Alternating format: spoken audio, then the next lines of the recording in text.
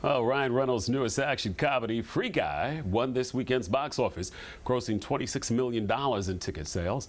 Matt Parent shares his take on the film in your Monday Movie Musing.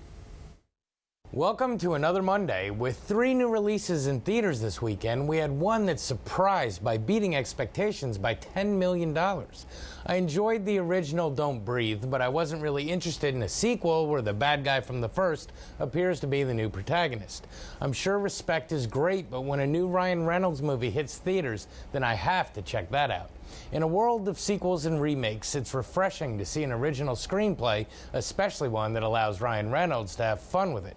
So let's take a look at Free Guy. Our movie begins with Guy, played by Ryan Reynolds. He's a bank teller in Free City that does the same thing every single day. The city is full of crime and violence that never seems to bother these guys, and that's because Free City is actually a video game. In fact, it's the world's most popular video game, and Guy is an NPC, or non-playable character in the game, which means he's stuck in the same routine. That is until one day seeing a woman character causes him to act differently and take on a life of his own, killing a playable character and stealing his inventory glasses that allow him to acquire new skills. As a result, he starts leveling up by doing good deeds around Free City, which actually becomes more entertaining to the people playing the game, and he becomes a sensation, with everyone wondering which hacker is controlling him. In the real world, Free City is run by a gaming company president, Antoine, played by the always nutty Taika Waititi. He is getting ready to launch the sequel, which will essentially delete all of the characters currently in the original. Back in the game, the woman that caused Guy to become self-aware is controlled by Millie, a programmer convinced that Antoine stole her code for his game and is trying to discover proof of this. As the movie progresses, Millie has no choice but to enlist Guy's help. She lets him know that he is actually a video game character. This sends Guy into a tailspin, but upon some self-reflection, he realizes that it's up to him to save his world. He enlightens the rest of the NPCs, and Free City goes haywire as they all team up, change their routines, and set off to find the proof that will bring down Antoine and save their world.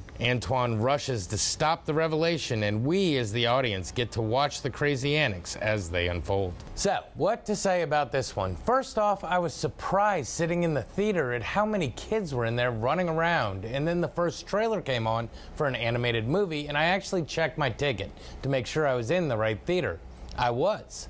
Then, watching the movie, yeah, it's kind of aimed at teenagers. There's some adult humor, but I was surprised. I thought it was geared to an older audience. That being said, it's still a very fun ride with an uplifting message and all that.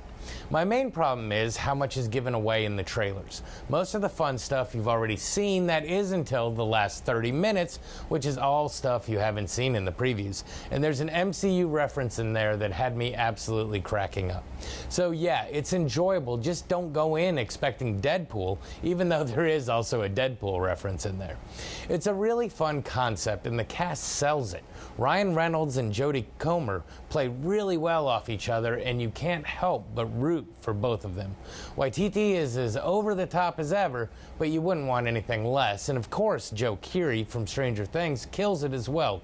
There are some funny cameos that come up, and even though it was shown in the trailers, it was nice to see Alex Trebek one last time. All in all, there are some good lessons to be learned in a fun way. And even though it's an original film that takes jabs at sequels, ironically, a sequel has just been greenlit. This has been your Monday Movie Musing. Back to you.